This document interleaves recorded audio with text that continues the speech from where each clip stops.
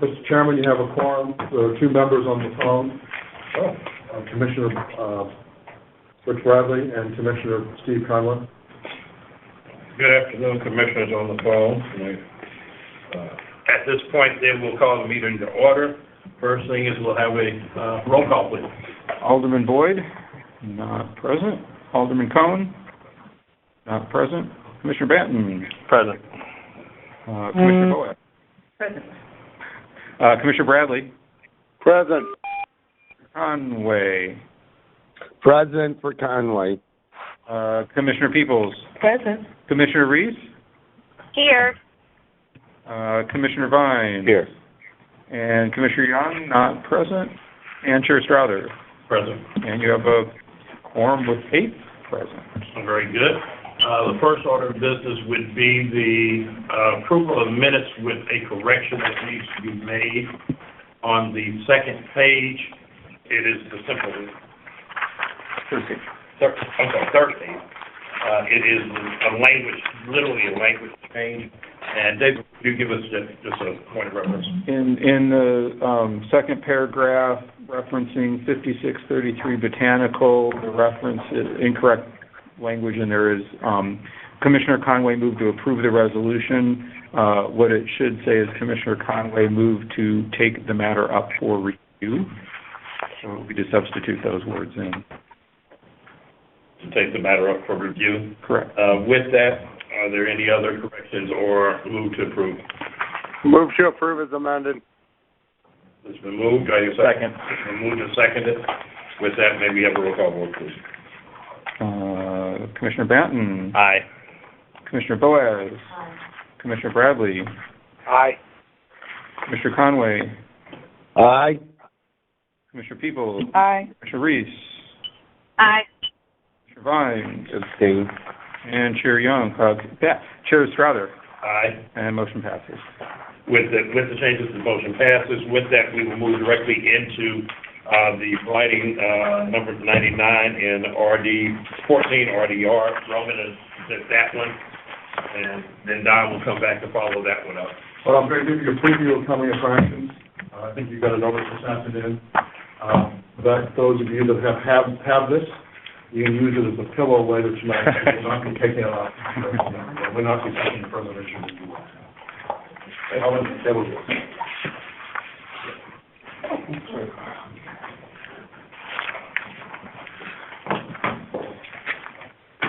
Good evening, Mr. Chairman, members of the commission. This is a Chapter 99 lighting study and redevelopment plan for the 2127 North 11th Street redevelopment area. The site is a little over 3.5 acres in size. It consists of 2 parcels, and it takes up an entire block bounded by Monroe Street, 11th Street, Hadley Street. North St. Louis neighborhood, and it's also located in the Murphy Blair Historic District.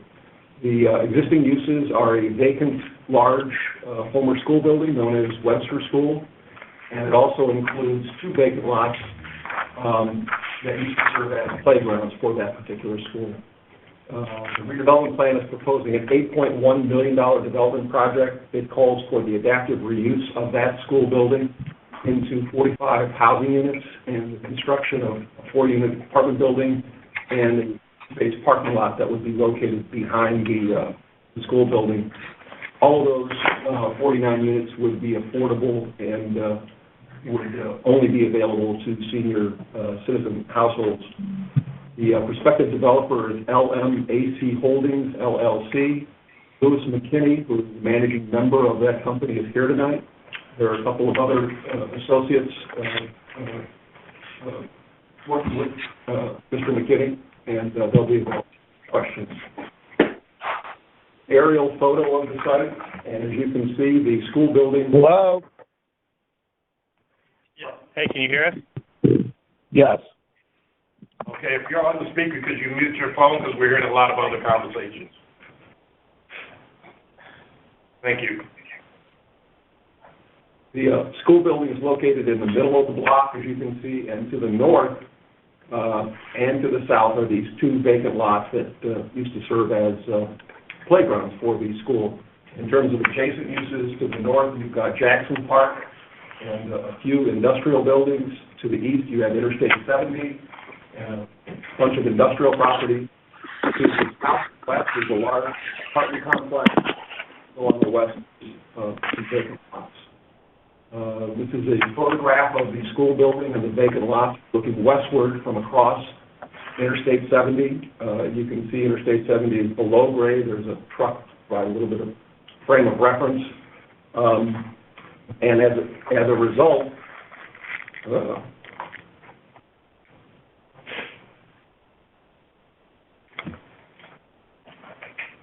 We're still here. There's momentary technical difficulties. It used to be the sign that would come up at the end. This one.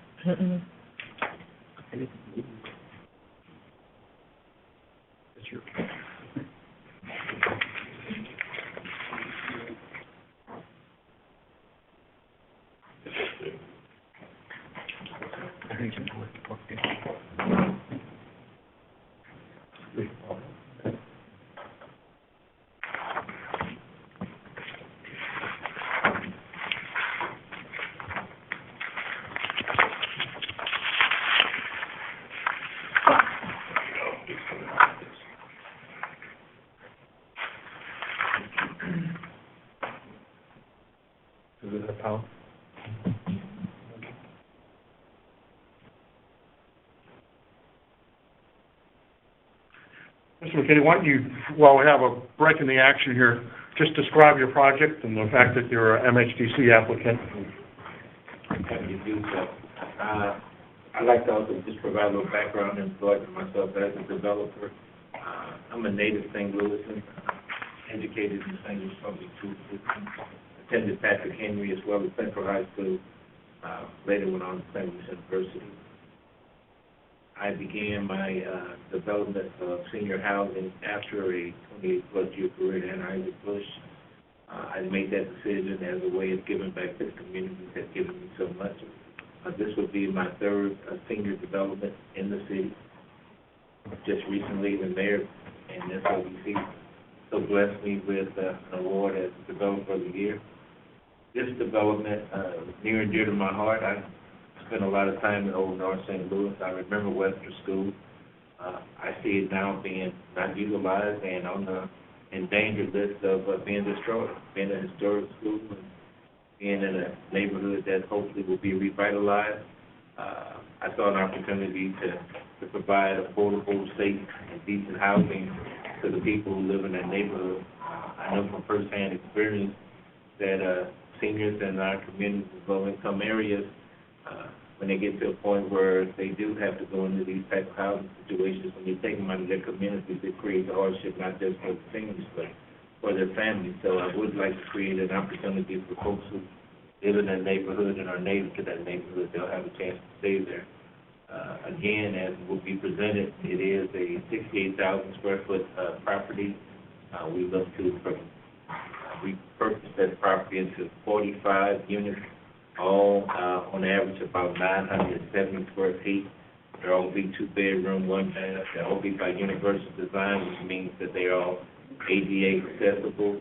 There'll be all stepless entries. There will be elevated buildings. There'll be a lot of community space in the building so people can develop a sense of community within the building to look out for one another. That will include a library, a computer lab, physical fitness center, a wellness center, things along those lines. In addition to being a developer, I have a partnership with an organization that I created. It's a not-for-profit. We provide support services for seniors within the actual building itself. Those support services would include all the things that I talked about in the community space. We help coordinate that, doctor's visits, business, wellness, nutrition, socialization, etc. That's pretty much my home in a nutshell. I think what was presented in regard to the cost for construction is the hard cost. The total cost of development is $11.5 million. And again, it's through applications for support from energy Thank you, Mr. Rick.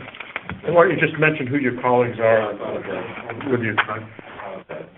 To my right is Walker Gaffney. Walker Gaffney is with the St. Louis Public School Board, and he is the Director of Real Estate. He is here to answer any questions you may have in regard to the property, including the vacant parcels of land that have been presented here, to the north and the south, which are part of the playground, which we hope will be a part of the development because there will be green space for people to get out and enjoy the outdoors. To my left is Greg Lee. Mr. Lee works with the construction company I've been working with for many, many years, and he's been a consultant to me on this project. He has experience with redevelopment of repurposing historic properties like schools. Thank you. Mr. Lee, what company? You said Adrian. Double Diamond Construction and Development. Okay, thank you. Like that. I believe it was hanging up the list somewhere in some of that reading. All right, Roman, why don't you go ahead and finish? Yeah, we're back up. So we're looking westward here, across Interstate 70, towards the front of the building. These are some photos, again, looking westward. The building is quite large. As Mr. McKinney said, it's 4 stories, 68,000 square feet. It was built back in 1907, designed by Mr. Ittner, the renowned architect.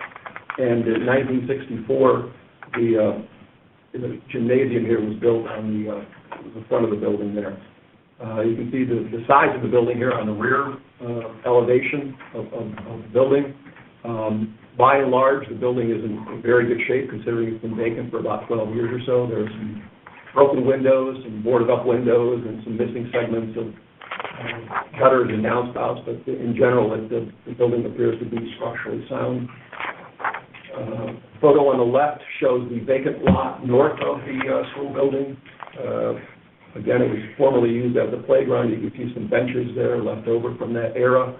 And the photo on the right shows the vacant lot to the south where the 50-space parking lot would be created.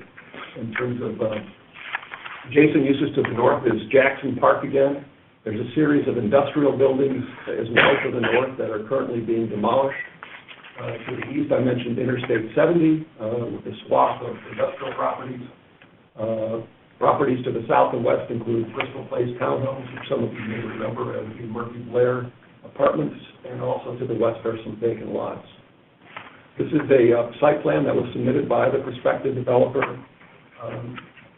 This is 11th Street and the Interstate Highway here on in the bottom of the slide. Behind the building is where the parking lot would be created, as well as the 4-unit apartment building. And as Mr. McKinney said, the asphalt parking lots would be transformed into more of a landscape setting for the redevelopment project. This is a ground floor plan for the school building. 7 units would be located there. Mr. McKinney mentioned some of the amenities that would be available on the ground floor, so I won't talk about that. This is some elevations of the 4-unit apartment building that would be constructed behind the building. The city's strategic land use plan designates the entire site as an institutional preservation and development area, shown there in blue. And normally residential uses aren't allowed in an institutional area. In this case, there is the strategic land use plan adjacency rule, and that, again, basically states that if the proposed use is allowed in an adjacent strategic land use category, and that includes this area that's designated as a neighborhood preservation area, the planning commission could determine that the redevelopment plan is in conformity with the strategic land use plan. The redevelopment area is also included within the boundaries of an adopted plan. You may remember that a plan for the neighborhood of Fifth Ward was adopted by the Planning Commission as a neighborhood plan back in 2002. And from that document, the proposed land use map, which I'm pointing at now, shows that the redevelopment area be designated as an institutional and community facility. Again, an apartment complex typically isn't thought of as an institutional or community facility. In this particular case, though, the redevelopment project would provide affordable housing as well as some support services for over 50 households. So to some extent, it could be loosely considered a community facility. So staff is stating that the redevelopment plan is in conformity with the city's strategic land use plan and the adopted plan. There is no eminent domain included as part of this redevelopment project. 15 years of tax abatement is being offered at the terms that are listed there, and staff is recommending approval of the land study and redevelopment plan. I'd be happy to answer any questions. Mr. McKinney is here, Mr. Reed is here, and the gentleman from the St. Louis Public Schools is here as well. If you have any questions? Yes, sir. Yes. Mr. Reed? I thought you had a I did. comment. Yeah, you want comments first, then Briefly, one of the things we're involved with is the Affordable Housing Commission, and one of the requirements is that you reach out to the neighborhood. Louis and I had successful conversations, email, and then he went and gave a presentation, drug me along for that little backup information with the Old North Restoration Group, like that. And they're ecstatic. They've been wanting to save this building. They were afraid that every developer would come up and trying to take a bite-off move and make a chew, not understanding the 16,000 a lot of square footage to both renovate and then put back in place. We've since, while it's part of the Murphy Blair district, that building, surprisingly, as a hidden building, was never actually itself on the register. We considered a contributing factor to the Murphy Blair from 1984. We reached out. Louis asked us to do a little research. He engaged Deb Shields, who is kind of renowned. I think she's done well over 300 historic preservations in her life. And Deb was able to walk that through the state of Missouri SHPO's office and through the National Park Service in about a 16-day window. It's now designated historic.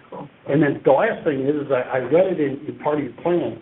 It excited us when we turned in our application.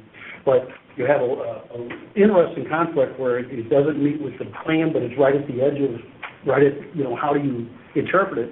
Yet, when I went for the zoning letter through the planning department, it's considered D, multifamily use. So I think that they had anticipated that either coming down or being used as that in some way along the line. So that is currently zoned D, multifamily. thank you. For the courtesy of those on the phone, I'll first call for the commissioners on the phone to question if they have any. I'll start with Commissioner Bradley. If you have any questions at this time or comments.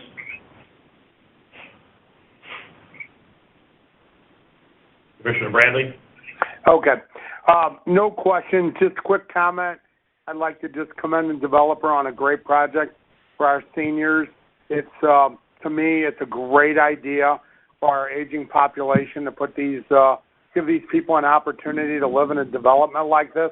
I think it also provides affordable housing for them, which I really like.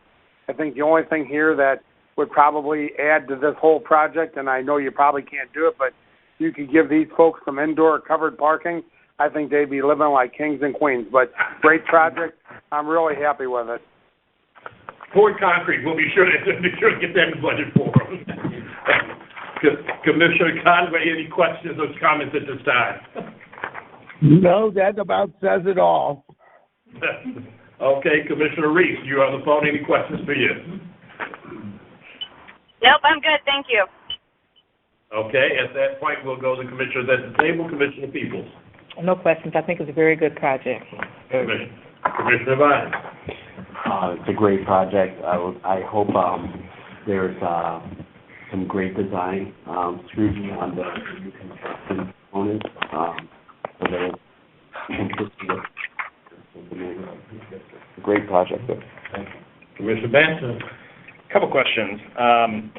One, so now that it's a historic building, are you using historic tax credits for part of the financing package? Yeah, and everything, financing is all lined up at this point? It's lined up with GED for MHDC. Yeah, great. We'll know in 3 weeks. Is there any remediation that needs to take place on the site that you know of? Will be remediation, but will be built. Asbestos and stuff like that. Any site issues, though? No. Okay. During our walkthrough, Walker was kind enough to open the building numerous times for us to take various people through there to get a better handle on structural and a few other things. Our architect members we took a restoration company that we worked before that plan one of the projects that Travis Jennings in the city. And they walked through there and did kind of like a sheet top or desktop survey of what type of remediation we would have to do. We've worked with these folks before and tried to package that in. So that's not going to be a surprise. It's actually packaged within our underwriting. We've got $11.5 million worth of scope everywhere. Great. And then I'm just sort of curious, why the addition of the 4 villas? Yeah. We had space, I thought it made sense that we maximize the utilization of space, and as well as accommodate people who, for whatever reason, may not be able to be mobile in the building. Is there any desire down the road maybe to build out the rest of the site, or are you guys planning on leaving it after the We're going to leave well enough alone. Okay. Keep the green space and perhaps look at another phase down the line. There's enough vacant land up there that could be used. Yeah. The idea, Lewis said, how much green can we get? Let's get rid of the impervious area and make it more of a park-like setting. And then with your meetings with Old North Restoration Group in the neighborhood, did they have any concerns about the project? No, sir. They've actually given us a letter for the court. Very good. All right, great project. Excited to see it get off the ground. Thank you. No further questions. Commissioner Boyd? As final, I'm with Commissioner Banner. I was really curious about the need for the buildings, what added that space to it. And thank you for putting affordable housing in a place where it to a community that needs it. We often are met with developers that have priced themselves out of where we think they're pricing much too high for people to live in it. With that, no more questions. I will entertain the motion to accept their, is moved and approved. Call for vote, please. Commissioner Banton? Aye. Commissioner Boaz? Aye. Commissioner Bradley? Aye. Commissioner Conway? Aye. Commissioner People? Aye. Commissioner Reese? Aye. Commissioner Vines? Aye. And Chair Strother? Aye. Motion passes, all present voting aye. With that, and thank you, and with that, just a quick caveat, there is a letter of support from the Alderwoman to the MHDC, so we do know she is in support of the project, so with that, congratulations, it takes the next step on to the Board of Aldermen, if I'm correct. That's from us from LCRA, not from the Board of Aldermen. That's what it's stopping at us, and we forward our recommendation back to LCRA and to the Board of Aldermen. Okay, thank you very much. Looking forward to seeing something on my drive now.